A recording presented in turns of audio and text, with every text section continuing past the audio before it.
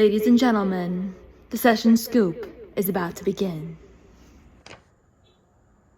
Oh, I'm sorry, I didn't see you there. Just reading the governor's proclamation on Domestic Violence Awareness Month. Welcome to the first ever edition of the Session Scoop. I'm your host, Jonathan Iglesias, and we're going to talk about everything 2022 General Assembly session. So, before we dig into 2022 General Assembly session news, let's talk a little bit about what happened last session. Do a little refresh, a little recap.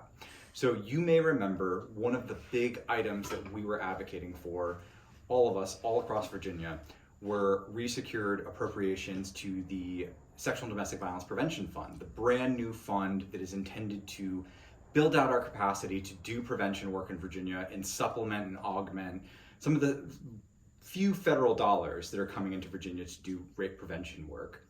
So we got reappropriated money to the fund to do that work.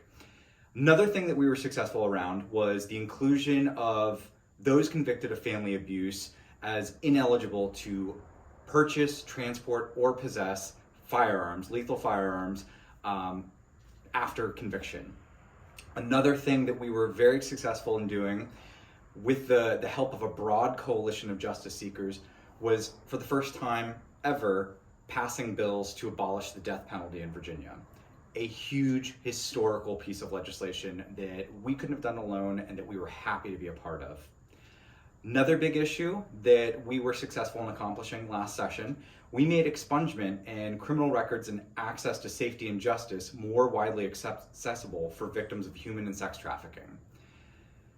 Finally, one of the big things that we did more recently during the special session on ARPA and Recovery Act funding in Virginia was we secured $12 million, a majority of which was designated for sexual and domestic violence agencies in Virginia to create stopgap funding in the absence of federal VOCA dollars.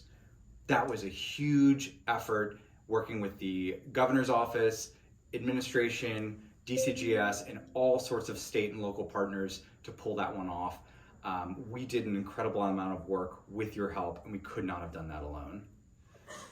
So let's dig into what's happening during the 2022 General Assembly session.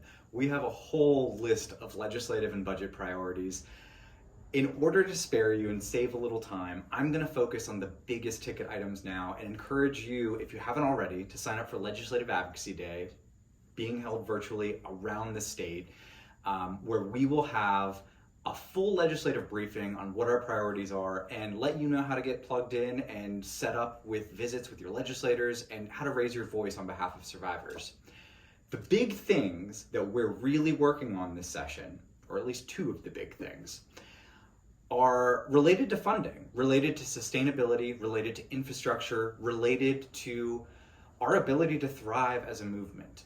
So, unsurprisingly, the first thing is advancing the Sexual and Domestic Violence Prevention Fund, the state fund that, with your help, we created in the 2020 session and continued working on during the last 2021 session. So, you may recall that in the governor's budget released in December, we were included, that Sexual and Domestic Violence Prevention Fund was included at an amount of $2.7 million. That's incredible. That is a huge triumph on behalf of the field and testament to the power of your voice in advocating for some of those issues.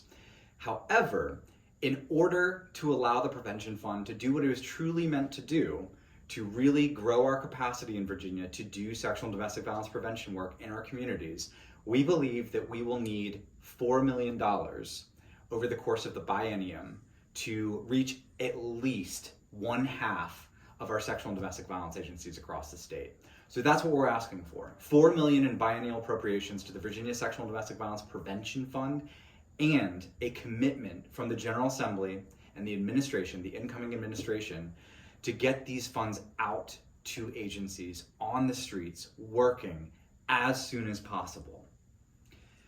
So the second big thing, like I said, you remember during the special session, we were appropriated a significant amount of ARPA funds for sexual and domestic violence intervention and services work.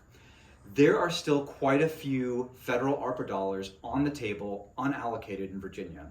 So one of the things that we are wanting to ensure is that while the federal VOCA fund is being restored, being replenished at the federal level, we need a stopgap here in Virginia, whether that's state funds or federal dollars. Given that we have so many federal dollars in Virginia left to be spent, we are asking the General Assembly to appropriate $9 million, $6 million in the first year, $3 million in the second year, in ARPA appropriations to maintain stopgap funding for Virginia's sexual and domestic violence crisis centers. We have a number of other bills, legislative issues that we're working on this session, but those are the two big things that we're really going to need your help with. If you want more, come to Legislative Advocacy Day and we will brief you on all of that. Oh wait, okay, we're actually getting live news right now from Sid Ovid, Justice Projects Assistant and Policy Intern for the Action Alliance, who is live at the Capitol. Let's cut to her and see what's going on. We're coming to you live here from Richmond, Virginia, the state capital, where despite rising hospitalizations and rising COVID cases, the General Assembly is very much meeting in person this session. Very, very, very much in person. We'll be coming to you live every couple weeks, where the supply of N95s will never be enough. You are absolutely invited to join us on Legislative Advocacy Day, which is February 2nd, 2022, because that's the year we're in, apparently, what is time. But yeah, we need your voice, we need your help. In all seriousness, advocates like you are the reason why we can accomplish anything within the General Assembly walls.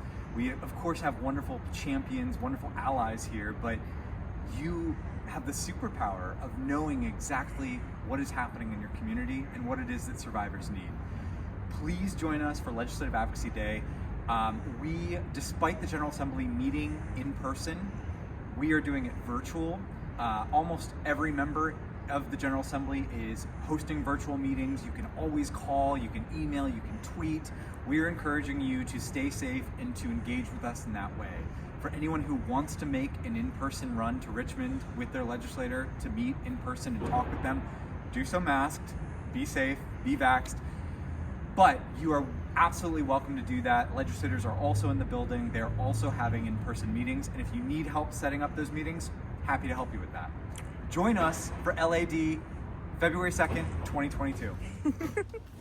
Now let's have a look at our very exclusive interview with Sir Charles Bartholomew, Richmond resident, tenant, and lover of turkey. Roll the clip. Gentlemen, I'm here with the one and only Sir Charles Bartholomew, a Richmond resident, tenant, and lover of turkey. Charlie, what is your advice to people who are doing their first Legislative Advocacy Day?